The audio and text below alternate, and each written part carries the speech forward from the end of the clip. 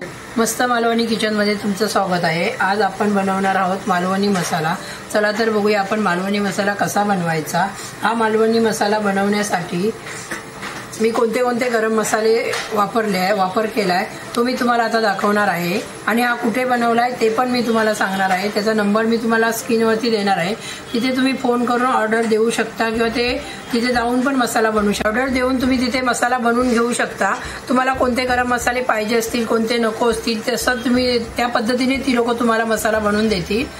तर चला आता बघूया हा मसाला कसा बनवला तो। आज आम्ही बनवणार आहोत मालवणी मसाला। मालवणी मसाला बनवण्यासाठी बघा मी 1 किलो मिरची घेतली आहे। ही मिरची बेडगी मिरची आहे। तर तुम्ही बघू शकता याचा कलर पण छान आहे आणि ही मी लालबागवरून घेतली आहे। तुम्हाला ही मिरची पाहिजे असेल किंवा हा मसाला बनवायचा असेल तर मी तुम्हाला नंबर देईन स्क्रीनवरती, तिथे तुम्ही फोन करून त्यांना विचारून घेऊ शकता।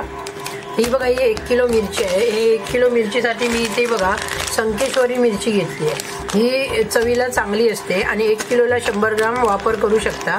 ही मिरची 800 ते 1000 किंवा 1200 रुपये किलो मिळते। तर ही 80 रुपयाची 100 ग्राम आहे।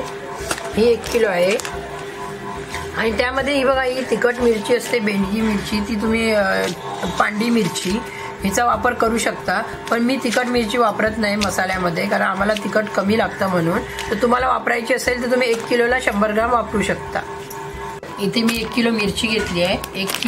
100 ग्राम संकेश्वरी मिरची घेतली आहे, ही चवीला चांगली असते म्हणून। त्या मसाल्यामध्ये मी हे बघा 200 ग्राम धने घेतले आहेत 1 किलोसाठी।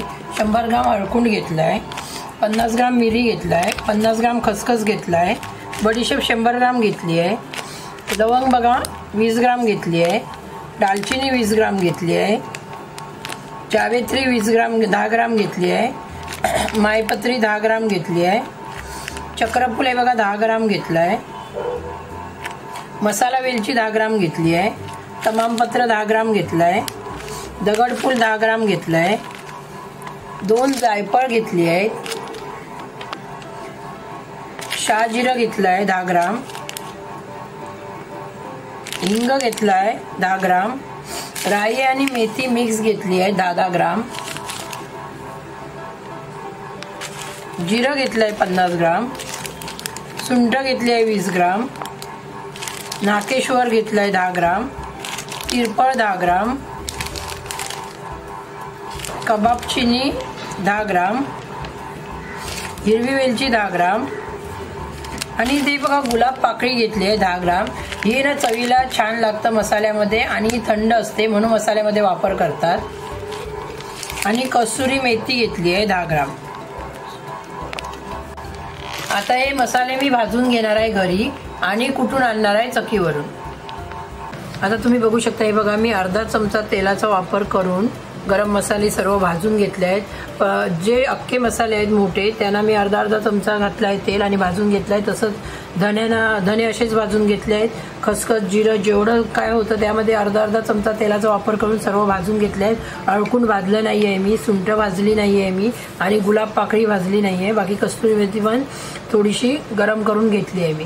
तर तुम्हाला यातले जे मसाले आवडत असतील त्याच मसाल्यांचा तुम्ही वापर करून मसाला कुटू शकता किंवा तिथे ऑर्डर देऊन पण ती लोक मसाला कुटून देतील तुम्हाला। ती लोक खूप मदत करतात माणसांना आणि मसाला जर तुम्ही ऑर्डर दिला तर त्याप्रमाणे कुटून पण ठेवतात ती लोक। आता आपण हा मसाला चक्कीवर कुटून आणूया।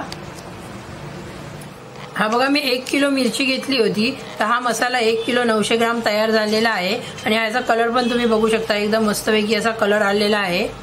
तर तुम्ही बघू शकता बघा आपला मस्तपैकी असा लाल गुण मसाला तयार झालेला आहे। तर तुम्ही या पद्धतीने मसाला तयार करू शकता